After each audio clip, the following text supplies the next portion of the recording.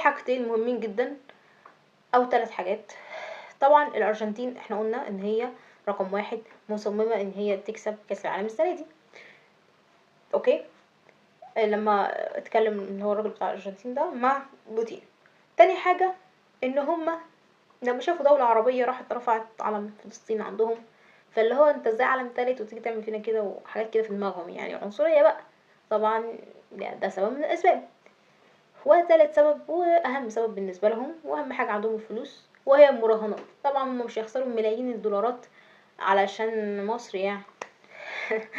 اللي هو ما احنا نخرج بقى وكل الدول تخرج وهم اللي يكسبوا كاس العالم.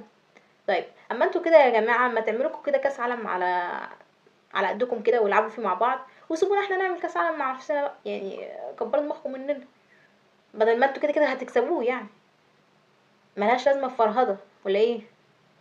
اخر حاجه بقى قبل ما تبص نظره عنصريه للمصريين كده، ها، شوف تاريخ بلدك وتعالى شوف تاريخ بلدك. ماشي، شوف الحضاره بتاعتنا وشوف حضارتك. انت ما عندكش حضاره اصلا، ما عندكش حاجه، انت كل حاجه سرقه، حتى التاريخ عندكم مزيف ومسروق.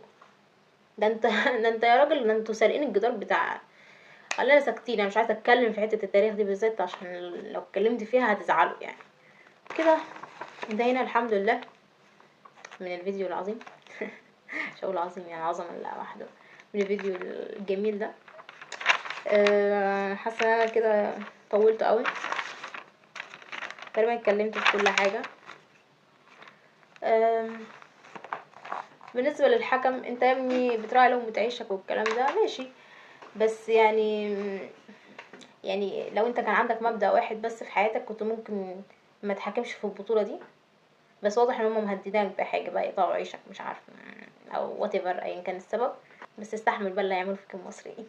انا شفت خبر ان هم جابوا رقمك، فاستحمل بقى، استحمل انت جبت نفسك، انت جيت على المصريين اللي ما بيسووش حقهم.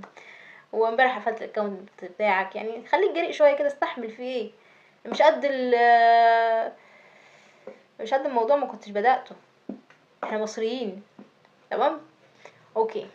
اتمنى اكون قدمت حاجه مفيده، وممكن اكون اتعصبت شويه بس انا دمي محروق من امبارح والله. انا عمري ما كنت هرتاح غير لما اتكلم الكلمتين دول. فيا رب يوفقنا في افريقيا وفي البطولات اللي جايه، ويا رب يكتب لنا كاس العالم اللي جاي ان شاء الله.